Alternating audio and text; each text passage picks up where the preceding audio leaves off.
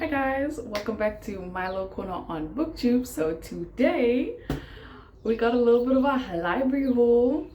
I just wanted to say the library has been reigniting my love for reading, and I'm realizing I've been in a reading slump for over 2 years.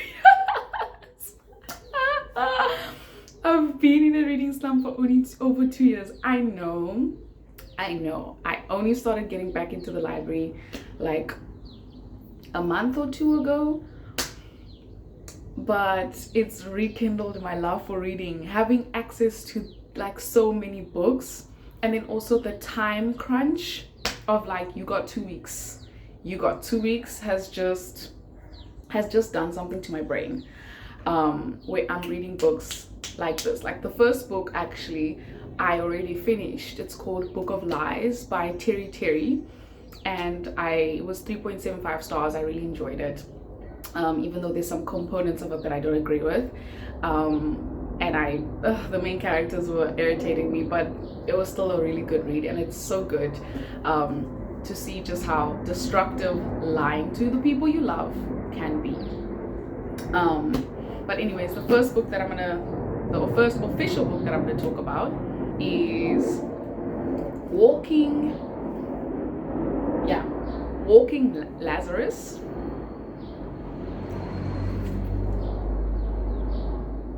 Walking Lazarus by T.L. Hines. I don't know.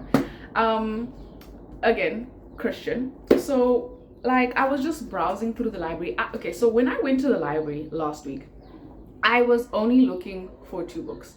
I was looking for The Invisible Life of Addie LaRue, and I was looking for this book that I'll talk about later. Only two books. I left with 7. I legit left with 7. Crazy. I know, but yeah, this is the situation. So I saw, as I was walking around looking for The Invisible Life of Addie LaRue, but couldn't find it, and I did get the book that I wanted, I kind of just kept browsing through, and then I started being like, you know what, let me look for this author, let me look for this author, let me look for this author, let's see if they have them. And as I was looking for other authors, I came across this book, and the thing is, I was looking through, like reading the little like pages and stuff on the library, and there was a section which spoke about like how certain stickers represent certain genres, or certain genres or groupings. And I saw that the dove sticker, I don't know if it's this dove sticker here means Christian. So I was looking at all the spines because I was looking for who was I looking for? I was looking for V. Schwab, right? But as I was looking for V. Schwab, this is Hin, I couldn't find this, so I was just kind of looking through the shelves, and then I saw this sticker, and I was like, oh, Christian. And then I just started seeing them everywhere. There's so many Christian books at the library that I go to. I can't wait to read. So I don't even know what this is about, but it says Walking Lazarus. I don't even know if it's actually about like Lazarus, or if it's about someone else. Let me just read the first paragraph here. It says, Jude Allen has died and come back to life 3 times, becoming a celebrity despite his best efforts to go unnoticed. When the world crashes in around this miracle man, this modern day Lazarus, he chooses to vanish into the vastness of Montana. He changes his name and withdraws from the public eye, trying to forget all that came before. But the past, like Jude, won't stay buried. So I'm intrigued to see. I just saw Christian and I grabbed. I don't even know what it's about, but I guess we'll find out. I'm so excited. And then the second book I got was Shadow and Bone by Leigh Bardugo, right? Yeah, Leigh Bardugo, because I've heard so much about Shadow and Bone, and then there's a friend of mine who is obsessed with the Grishaverse, obsessed with the first 3 books. He loves all of them. He says Leigh Bardugo is a genius. Like he absolutely loves the book. So I'm about to put that to the test to see if I agree. Because I don't know because I've heard negative reviews of like the first 3 books, and they say like Six of Crows and Crooked Kingdom is better than Shadow and Bone and the other 2 books that come. So I'm intrigued to see if I like this or not. And then let me just read the first portion of this also. Alina Starnov What is the surname? Is a soldier. When her regiment is attacked whilst crossing the Shadowfold, a swath of unnatural darkness crawling with monsters, Alina unleashes dormant magic not even she knew she possessed. So I know nothing about the Grishaverse. So I'm intrigued to see if I am gonna love this series or not. Because I know there's lots of mixed reviews. So I'm excited. And then going back to the vein of I was just starting to kind of look for authors. I was like, listen, I don't know if you guys know, I mean, some of you guys will know. Amanda, book lover Amanda, love her, by the way. She loves the author Becky Wade. So I was like, you know what? Since I'm seeing Christian stickers everywhere, let me look for Becky Wade. And I found a Becky Wade book. I am not sure if this is one of the books that she absolutely loves or is absolutely crazy about, but I saw Becky Wade and I said grab. And again, it's got the Christian dove sticker on it. So I was like, I'm excited. I don't even know what this book is about. I just know that I think Becky Wade is a Christian romance author, contemporary Christian romance author. So yeah, let's see. Let's read the first part. When Meg Cole's father dies unexpectedly, she's forced to return home to Texas and to Whispering Creek Ranch to take up the reins of his empire. The last thing she has is the patience or the sanity to deal with. There was a slight error there. Her father's thoroughbred racehorse farm. She gives its manager, Bo Porter, 6 months to close the place down. Bo knows he ought to resent the woman who determined to take from him the only job he ever wanted. But instead of anger, Meg evokes within him a profound desire to protect. The more time he spends with her, the more he longs to overcome every obstacle that separates them and earn her love.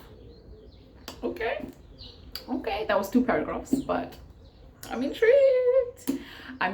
But the way Amanda goes on about Becky Wade, I'm hoping to at least have 4 stars. If it's 5 stars, but at least 4. Yeah. Next. So I saw this book, right? It's called The Marble Collection, right? The Marble Collection, yeah. And I saw it in the library like a few weeks back when I went to the library and I was reading the Amari and the Night Brothers, and then Amari and the Great Game. I was reading those 2 books. And I saw this book. I didn't take it because I didn't think that I would read these books, like those 2 books, in like 4 days, you know, kind of vibes. Well, I read the first book in 4 days. I think I read the second book also in 4 days, 4 or 5 days. It didn't take me long. So I was like, oh my gosh, I didn't think I could read this fast. It's been a minute, because when I was younger, I used to read like 100 pages a day, 150 pages a day, because I had the time. I mean, I've just kind of substituted YouTube for reading, and any opportunity, when I have a break, I'm like, let me read. So I can read a lot more than I thought. But anyways, so I was browsing there and I saw this and I read a little bit of the back and I was like, interesting. Okay, I'll grab it next time that I come and I drop off Amari in the Great Game. Then I'll come and pick this up. So it's by Cecilia Ahern. I don't know how to say the surname. I don't think that's how you say it. But let me read the back. What if you only had one day to find out who you really were? When Sabrina Boggs, what is up with these weird surnames, by the way? Stumbles upon a mysterious collection of her father's possessions, she discovers a truth where she never knew there was a lie. The familiar man she grew up with is suddenly a stranger to her.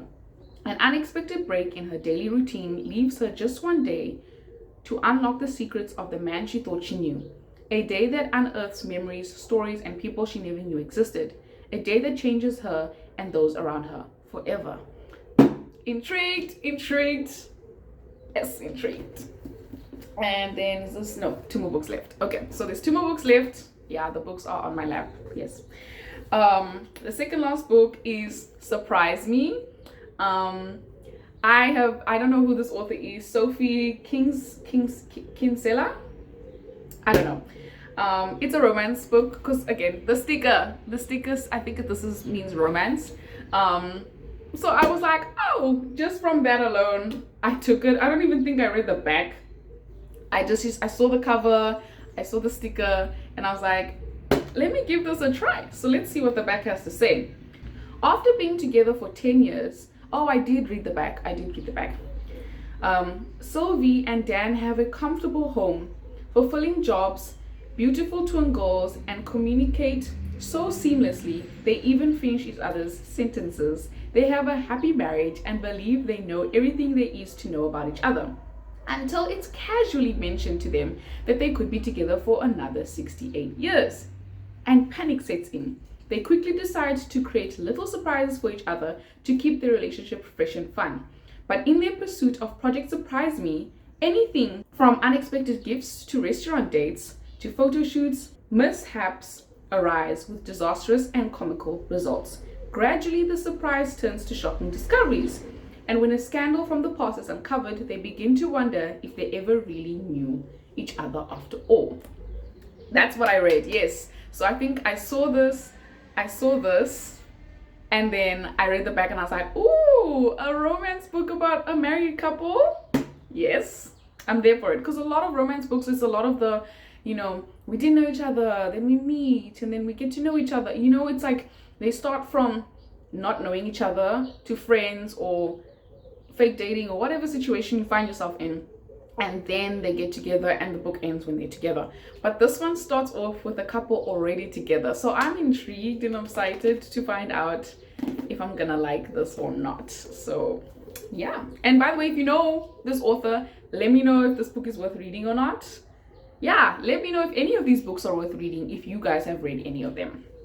Then the last book we're gonna talk about has a little bit of a backstory. So I was like, listen, my library, I'm realizing it doesn't have as many of the book talk / booktube authors that I know. So I asked, hey, do you guys have Beach Read by Emily Henry by any chance? And then the lady was like, no, we don't have Beach Read. Those are at other library branches. And I was like, oh, okay, that's sad. But a new book from her did come in, and I was like, oh, okay. So then she gave me Funny Story, which is funny because I wanted to start off with like the first book Emily Henry ever published and then kind of go from there. But I think Funny Story, I'm not sure, is this the latest release? Let me actually check. I'm not sure. Yeah, this was released this year. So Funny Story was released this year. And I hear so many things about Emily Henry. Emily Henry this, Emily Henry that, Emily Henry this, Emily Henry that. Like Haley Pham goes on about her. So many other people go on about Emily Henry. And I want to give it a shot. And I know the way Haley Pham describes it, it's like women's fiction with romance in it as a major subplot. Because I think Destiny loves Emily Henry. Sarah Caroli loves Emily Henry.